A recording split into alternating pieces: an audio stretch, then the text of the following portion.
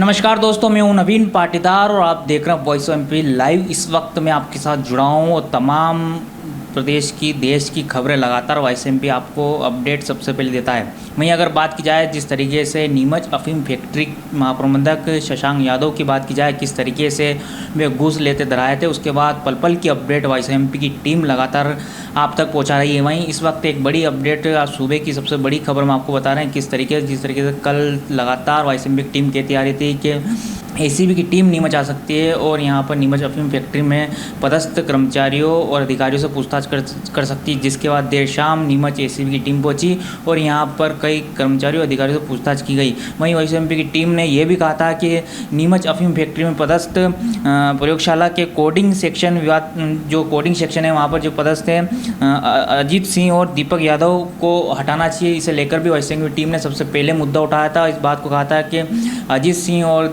जो दीपक यादव है उसको सबसे पहले हटाना चाहिए, ताकि जिस तरीके से ये मिलके काम करते थे, किसानों को लूटने का काम करते थे, ये अभी भी वहाँ पर पदस्थ है। ये पूरा मामला खुलासा होने के बाद भी ये वहाँ काम कर रहे थे, जिसके बाद देर शाम इनको हटा दिया गया। और इस वक्त की ये बड़ी खबर आपको बता रहे हैं कि अब अजीत सिंह और दीपक यादव को नीमच के कोडिंग सेक्शन जो वहाँ पर जो कोडिंग सेक्शन था उससे हटा दिया गया। वहीं अगर बात की जाए तो नीमच अफीम फैक्ट्री का प्रभार अब जो है जॉइंट कमिश्नर माझी डॉक्टर माझी है उनको दिया गया, उनको प्रभार दिया गया। जिस तरीके से लगातार सुर्खियों में जो पूर्व में जो थे अफीम फैक्ट्री के महाप्रबंधक शशांक यादव वो सुर्खियों में आए थे, किस तरीके से उन्होंने घूस ली थी और उनके कब्जे से 16 लाख रुपए जब्त किए गए थे। साथ ही जिस तरीके से एसीबी की टीम ने खुलासा किया था कि एडवांस में इन्होंने 30 से 36 करोड़ रुपए उगा लिए गए थे, जिसके बाद लगातार ये मामला तूल पकड़ता जा रहा था। वहीं हमने आपको दिखाया था किस तरीके से कि वित्त मंत्री निर्मला सीतारमण तक ये मामला पहुंचा था हमारी खबरों के जरिए। उसके बाद तमाम जो इस इलाके के सांसद थे नीमच मंजूर चित्तौड़ के, उनको दिल्ली बुलाया था, उनसे पूछताछ की गई थी, उनसे बातचीत की गई थी कि किस तरीका यह मामला है। जिसके बाद देर शाम नीमच अफीम फैक्ट्री महाप्रबंधक का पद डॉक्टर माझी को दिया गया। वहीं अगर बात की जाए जो सुर्खियों में थे शशांक यादव के साथ जो सुर्खियों में थे अजीत सिंह और विनोद यादव, उनको भी हटा दिया गया। इस वक्त की बड़ी अपडेट आपको बता रहे हैं। साथ ही जो खबर हमारे पास आ रही है कि देर शाम तक और भी कई लोगों के नाम सामने आ सकते हैं, एसीबी एक बड़ा खुलासा कर सकती है। वहीं अगर दूसरी तरफ बात किया जाए तो कई दलाल जो इस रूप में जुड़े हुए थे, कई अगर बात किया तो मुखिया इसमें अहम रोल में थे, उन मुखियाओं के नाम भी अब सामने आ सकते हैं, क्योंकि दलाल इस पूरे घटनाक्रम में सबसे बड़ा स्रोत था कि वही किसानों के पास जाते थे, उनको पूरी जानकारी देती थी किसका अफीम का पट्टा अच्छा कटने वाला नहीं है, लेकिन उनको चमकाना है किसानों को जाकर कि आपका अफीम का पट्टा कटने वाला है। उसके बाद वे पैसे की उगाही करते थे। कुल मिला के इस वक्त की बड़ी अपडेट हम आपको बता रहे हैं। वहीं अगर बात की जाए तो इस पूरे मामले पर हमारे साथ बात करने के लिए किसान नेता श्यामलाल जोगचंद हमारे साथ जुड़ेंगे, उनसे बात करेंगे, क्योंकि वे भी लगातार इस पूरे मुद्दे को उठाते आ रहे हैं। पूर्व में भी कई आंदोलन उन्होंने किए हैं श्यामलाल जोगचंद ने, उनसे बात करेंगे। हमारे साथ जुड़े हुए हैं किसान नेता श्यामलाल जोगचंद, उनसे बात करेंगे किस तरह का मामला है और उन्होंने अभी तक किस तरह की कार्रवाई और किस तरह की मांग किसानों के पक्ष में की। श्यामलाल जी, किस तरह की मांग आप किसानों के पक्ष में कर रहे हैं और कितना बड़ा ये सिंडिकेट चल रहा था इस अफीम फैक्ट्री में? जब से नरेंद्र मोदी जी की सरकार आई है तब से लगा करके अफीम उत्पादक किसानों के साथ घोर अन्याय किया जा रहा है। भारी रिश्वत लेकर के लूट खसोट किसानों के साथ की जा रही है। मार्फिन की मात्रा को इन्होंने बढ़ा करके और मार्फिन की अनिवार्यता को करके किसानों के हालात इतने खराब कर दिए हैं कि किसानों से 80,000 से 50,000 जो मन चाहे दलालों के माध्यम से नारकोटिक्स अफसर लूट रहे हैं। अभी अभी का मामला हम सबके सामने आया है कि करोड़ों रुपयों की हेराफेर इन्होंने करी है। 26 करोड़ से ऊपर रुपये तो इन्होंने इकट्ठे किए हैं, लेकिन 15 लाख से अधिक रुपया मिठाई के डिब्बे में पकड़ में आए और 40,000 किसानों की जो है मार्फिन की जो रिपोर्ट है वो आना बाकी थी।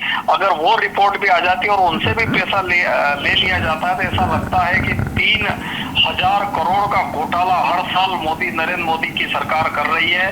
निर्मला सीतारमण वित्त मंत्री जो है वो कहती कुछ और है, करती कुछ और है। कंबल ओढ़ के घी पीने का काम हमारी वित्त मंत्री कर रही है और अन्नदाता किसानों को बर्बाद करने में लगी हुई है। तोल के नाम से अफीम को लूटा जाता है, नापने के नाम से अफीम किसानों को लूटा जाता है। इसके साथ साथ ही हम देखें तो जब अफीम का जो तोल होता है और जो उनको जो तौल करने के लिए जो तारीख दी जाती उस तारीख पे भी लूटा जाता है। इसके साथ साथ हम देखते हैं कि डोडा चूरा पहले के जमाने में आबकारी अधिनियम में था, आबकारी एक्ट में था, तो उसको हटा करके इन्होंने एनडीपीएस एक्ट में डाल दिया है। डोडा चूरा में 0.2% से भी कम मात्रा में मार्फिन पाई जाती है। जब कोई सजा होती है तो सजा में मार्फिन के आधार पर सजा होती है, लेकिन जब डोडा चूरा में मार्फिन है ही नहीं तो फिर उसको एनडीपीएस एक्ट में क्यों डाल रखा है? ये सरकार की और नेताओं की मिली भगत है। जनप्रतिनिधि, अधिकारी और नेता और पुलिस सब मिलकर के मंदसौर, नीमच, रतलाम, हमारा जो चित्तौड़, मालवा, मेवाड़ दोनों क्षेत्रों के अन्नदाता किसानों को लूटने में लगे हुए हैं। लगातार फर्जी प्रकरण अफीम के बनाए जा रहे हैं। फर्जी प्रकरण डोडा चूरा के बना करके करोड़ों रुपयों की जो लूट खसोट हमारे क्षेत्र के किसानों के यहाँ हो रही है। पहले जो डोडा चूरा था, उस डोडा चूरा में जो सरकार खरीदती थी, ठेके पद्धति होती थी, लेकिन सरकार ने वो नहीं खरीदते हुए किसानों के घरों में पड़ा नष्ट करवा दिया और खुद पुलिस मुखबिर बनकर के, पुलिस खरीदार बनकर के किसानों को षड्यंत्र पूर्वक फंसाती है। ऐसा गोरख धंधा लगातार अन्नदाता किसानों के साथ चल रहा है और इसका पर्दाफाश अभी हमारे सामने हुआ कि कोई शशांक यादव करके जो नारकोटिक्स का महाप्रबंधक था, वो करोड़ों रुपयों की रिश्वत में धरा गया। निश्चित रूप से हम इसकी निंदा करते हैं और मैं आपके चैनल के माध्यम से आम अन्नदाता किसानों से अनुरोध करना चाहता हूं कि पूरी शक्ति के साथ इस सरकार के खिलाफ लड़ाई लड़े और जो अन्नदाता किसानों का संबल बढ़ाए। अगर जोगचंद जी बात की जाए तो किस तरह की मांग आपने वित्त मंत्री तक की है, किस तरह का आपने नार्को टैक्स की बात भी कही है, क्या कहेंगे आप? हमारा ये कहना है कि नार्को टेस्ट किया जाए ताकि दूध का दूध और पानी का पानी हो जाए और इसकी सीबीआई जांच की जाए। साथ साथ में जो हमारे क्षेत्र में मार्फिन की अनिवार्यता है वो अनिवार्यता खत्म की जाए। जो किसान है वो अपनी फसल पैदा करता है, उसको मालूम नहीं है कि इसमें कितनी मार्फिन है, वो सीधा अफीम सरकार को देता है। लेकिन दुर्भाग्य से मोदी सरकार ने इसमें मिलकर के ये स्थिति पैदा कर दी। उसमें मार्फिन की अनिवार्यता करके जो भ्रष्टाचार का गोरख धंधा जो किया जा रहा है, उस गोरख धंधे को खत्म करने के लिए माननीय सोनिया गांधी जी से, प्रधानमंत्री नरेंद्र मोदी से और सीतारमण जो वित्त मंत्री, उन तीनों को पत्र लिखकर मैंने अनुरोध किया है कि मार्फिन की अनिवार्यता खत्म की जाए और इस अधिकारी का नार्को टेस्ट करेंगे तो मुझे लगता है कि हर साल 3000 करोड़ रुपए की रिश्वत इस व्यक्ति ने ली है।